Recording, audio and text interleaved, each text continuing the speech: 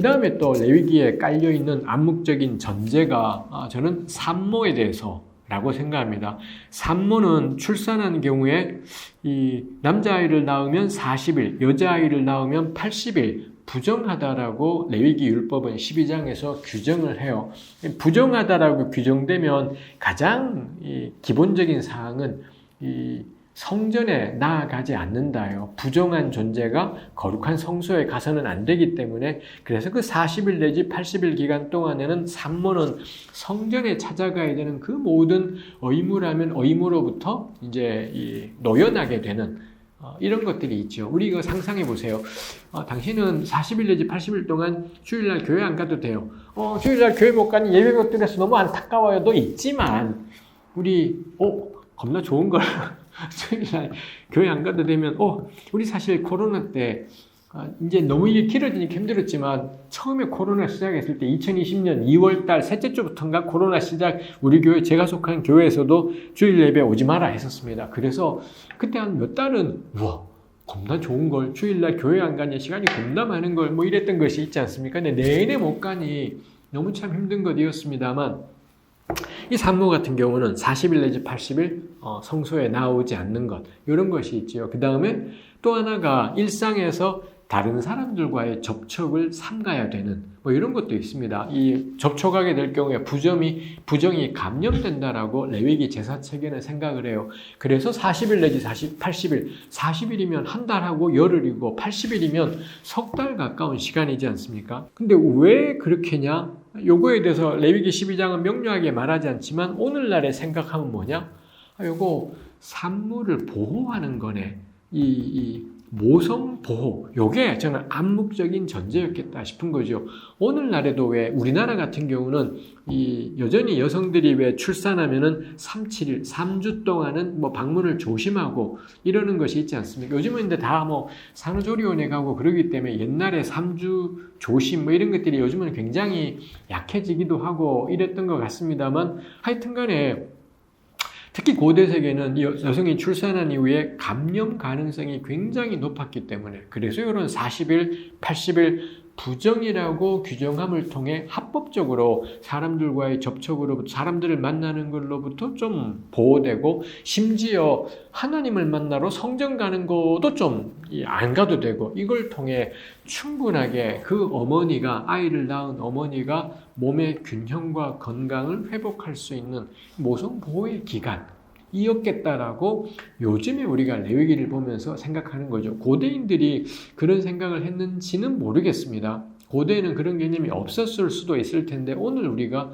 납득할 만하다 싶은 거지요. 그 다음에 레위기 15장에는 여성의 월경에 대해서도 다루어요. 여성이 월경하는 7일 동안에는 그래서 역시 이 부정한 상태와 같아져서 성전에 찾아가지 않고 그 다음에 사람들과의 접촉도 삼가고 그 다음에 이 월경 중인 여성이 앉았던 자리, 침대 다 부정이기 때문에 거기에 식구들 가운데 누가 거기 앉으면 또 부정이 감염돼서 이게 문제가 됩니다. 뭐 그랬다라는 점에서 고대 이스라엘은 우리 집에 있는 여성, 어머니나 누이가 월경할 경우에 가족들은 알았겠구나 싶은 거고요. 요 7일 동안은 누구도 엄마나 누이를 건드리지 않아요.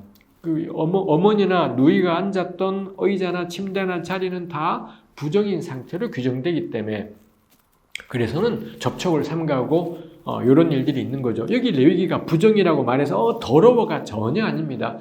제의적으로 성전에 지금 나아갈 수는 없어요. 이런 것인 거죠. 이게 사실상 하는 효과가 뭐냐?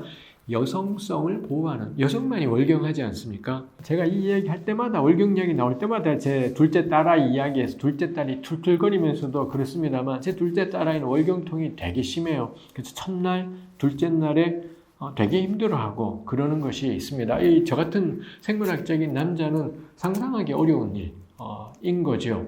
그래서 이거 우리가 가족들이 안다면 지금 제가 왜 컨디션이 저렇지?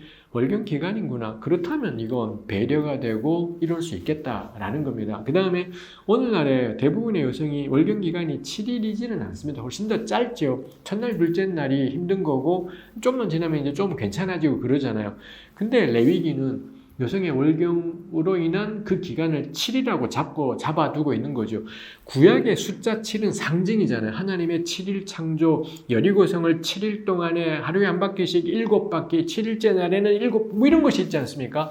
이 하나님의 충만, 완전, 풍성 이런 걸 상징하는 게 숫자 7인데 여성의 월경 기간을 7일로 잡아서 하나님과 연관된 숫자가 거기에 할당이 되어 있기도 하다라는 것입니다. 그 점에서 레위기 15장의 여성의 월경 관련 규례는 사실상 의도했던 것이 여성성에 대한 보호이구나. 이 여성이 충분히 몸이 균형을 찾고 회복될 수 있도록 보호하는 뭐 이런 역할을 했겠다이죠. 이거 레위기에 전혀 그런 언급들이 없습니다. 그냥 틈들이 하나님이 툭 규정을 말씀하셨고요. 이제 나머지는 읽는 우리가 이런저런 생각들을 해보게 되는 것이 있더라.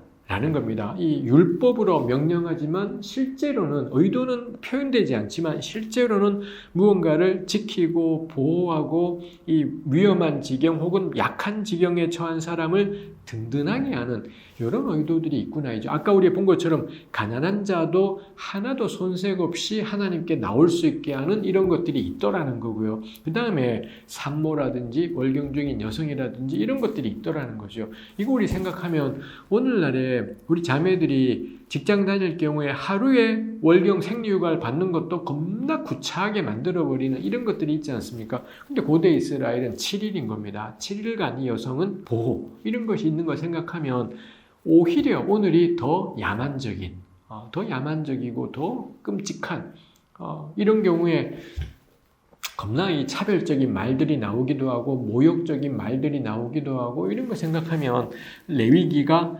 명시하고 있지는 않지만 이거 충분히 우리에게 말하는 것이 있구나 싶은 것입니다.